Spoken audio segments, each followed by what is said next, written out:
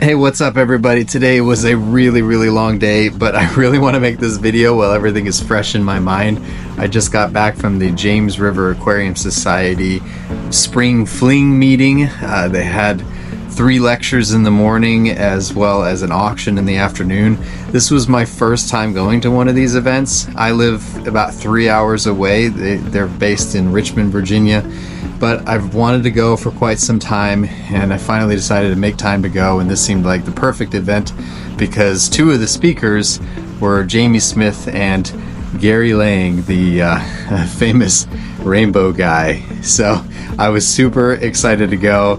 I think it's hilarious in this hobby how we have our little fanboy moments with people that nobody else knows who they are, but I was excited to go see Gary Lange speak. And also I have bought fish from Jamie Smith from Freshwater Exotics in the past, and he was talking about his visits to Brazil, so I was super excited to go hear about that. Lots of really interesting lectures. They both mostly shared their experiences with their trips and traveling to different countries. I could relate a lot to Jamie Smith's travels to Brazil and just the culture and the people down there, and more than ever now it makes me really want to go to Brazil and collect some fish. I just think it would be so fun, and also just to get to know the trade from that angle would be so awesome. There are opportunities through different places to be able to do that. Maybe one day I'll get to go, and maybe I'll take some video of it. It'd be awesome to share that with all of you. That's probably not going to be for a couple of years. I think that's going to take a lot of planning. The craziest stories ever from Gary Lange about collecting rainbow fish really makes me appreciate the fish that we have in this hobby and the effort that it takes to get these fish. Just looking at the journey, I mean the days and days of airplane travel that it takes to be able to get there. It's like 52 hours just to arrive in the country, and that didn't even include getting on boats and going back on trails and through the mud. I mean, some of the pictures that he had, the mud that they had to drive through. And the coolest part of all is that at the end he had an auction of rainbow fish eggs.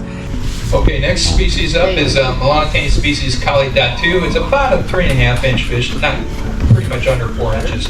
There are F1 eggs. There are 60 eggs in the bag. All right, $10 to start. Look for 10. I'll give 10 to 12, 10 to 12, 12, 14, 16, 18, 18, 20, 22, 24, 26, 28, 30, 35. I got 35 for 40, 35 for 40, 40 for 45, 40 for 45, 45 for 50, 45 for 50, $45. I got 50 for 55, I'm gonna go 55, 50 for 55, $50, 50 once, 50 twice, sold, $50, Mr. Somback. And I bid on them, and I actually won probably one of the rarest ones. I got a few jealous eyes from that one, and I don't even feel bad about it because I was super excited. I was going there and I wanted the rarest ones, and I think I got them, although they were all pretty rare, the ones that he was auctioning off, and I'm super excited about it. I do have a picture that I'll post right here so you can see which ones I got. They are an unnamed, undescribed, I guess, rainbow fish species. They are the Kalimasu melanotania species. I guess that's what they're calling them right now. What was the cool part to me was just the fact that I got to hear the story of how these things were collected and how difficult it was to get there, going on boats and through the mud and all the days and days. I mean, it takes like a week just to get to the spot to get these fish. And then you have to get the fish, and then you have to bring the fish all the way back to the United States. And just to have that kind of a rainbow fish is amazing. Of course, right now all I have is eggs. I will be making a video completely of hatching those eggs, and I'm super excited to show that to you. I hope it all goes well. I am following Gary Lange's instructions to the T, hopefully, and just doing everything I can to get as many of these to hatch. Some of you that have been watching the channel may know that I want to have a 6-foot planted rainbow tank one day, and now I have 80 eggs of these Kalimasu, sorry, I keep having to look down at it, Melanotaenia species, and they're going to be incredible. It was really awesome to be there, talk with him, and also Jamie Smith and a lot of other really cool people. Something happened to me that I never thought would happen, which was that somebody came up to me and said, "Hey, I love your YouTube channel," and I never thought that that would happen. Felt kind of good to know that there were people out there watching. Shout out to Ginger. I'm sure you'll watch this video. Also shout out to Ginger, because according to my YouTube metrics, pretty much all of you are men, and Ginger is not a man, is a woman. And so YouTube apparently is wrong. I thought I was just talking to a whole bunch of men out there, but apparently there's actually some women that watch my channel. So not that it matters. I mean, male, female, I don't care, but it's really funny. Anybody who has a YouTube channel of their own, just to check out the metrics and see what they say about who watches your channel. According to my YouTube metrics, it's just a whole bunch of guys. So there are so many stories I can say. I went to the auction, show you how that looks. It's tons and tons of bags. I mean, I actually had to leave early just because I live 3 hours away. I really wanted to stay for the end and hopefully pick up some cheap plants or something at the very end, but I just ended up leaving early because I got all the fish that I wanted. But tons and tons of different lots and things like that. And then the auction, this was a first for me. It's a kind of a thrill to be able to go to that, and you know, just when the auctioneer is calling off all the different numbers and you raise your number, and you know, just it's kind of a thrill ride. I just to be able to be part of that. And here's a clip. I'll show you one of the auctions that was going on, just so you can kind of see how it goes. All right, lot 499 of the bump. It is 6 young longfin super red bushy nose. These are from our friends at Blue Ridge Breeders. Not donated, but great color on these super red longfins. They'll be breeding in about 6 to 8 months. 20? What's that? 45? 50, 55, 60, 65, 70, 75, 80, 85, 90. 90 need 95. 90 look, I got 95 and I got 100. 95 looking 100. 95 once. 95 twice. Sold $95. Bidder number 61. So now let me tell you and show you the different fish that I won. First off, I got 2 red devil angel fish. Now, I actually don't know if these are a pair. I really hope they are. They are beautiful, and I have wanted some red devil angelfish, and I hope that they are a pair and that I can breed them and hopefully sell them locally. We'll see. It didn't actually say they were on that they were a pair, but it came in a group of 2, so I'm hoping they are. They are a decent size, and I think one looks like it has a little bit of a nuchal hump. I'm going to put them in a 40 breeder by themselves for a while and just kind of watch them. Worst case scenario, I can put them with my other koi angels and watch them grow out, but I thought that was worth just being able to do that. The next fish that I got was one that I have wanted for a while, and I've actually had a tank set up for them for quite a while. It had some other fish quarantining in it, but they've actually been done quarantining for quite a while. My green longfin zebra danios glowfish, I added them to my pond.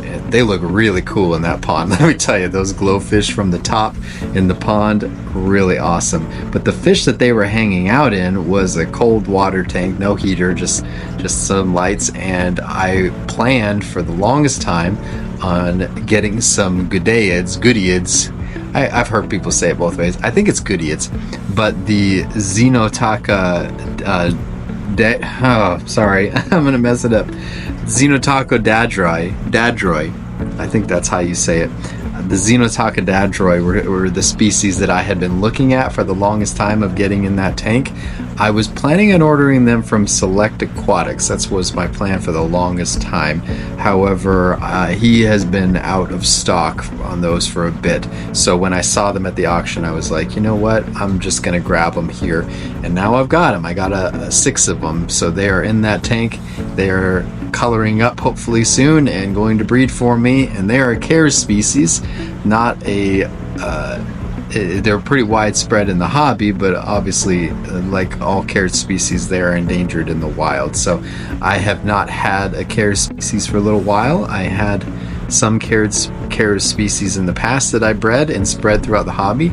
In fact, I sold them to someone in Richmond, and he had them for sale. Carl Greening, who's part of the James River Aquarium Society. By the way, I got the t-shirt, rocking the t-shirt.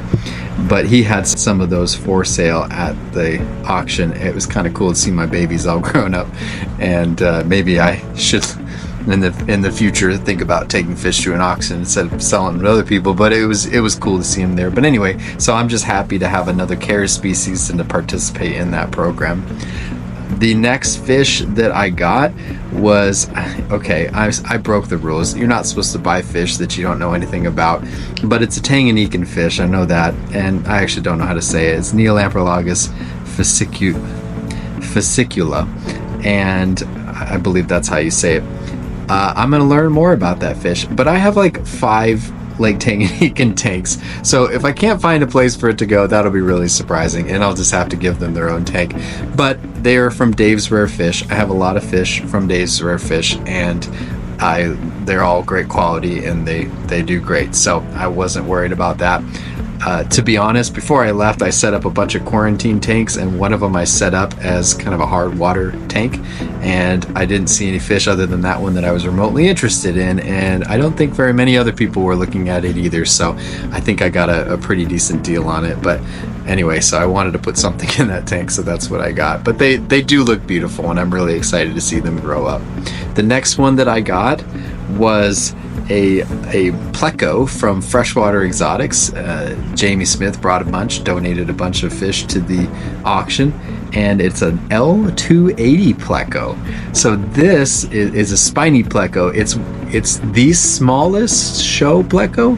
Very, very small. I mean, it only gets 2 inches max. Very small pleco. I don't think most people knew what it was. I had researched it ahead of time, knew that I wanted it, and bought it. And I am adding this to my cube tank with my zebra acaras. I needed a pleco that was very, very small. I currently have it in quarantine for 2 reasons. Well, I mean, the obvious reason, because you should quarantine your fish.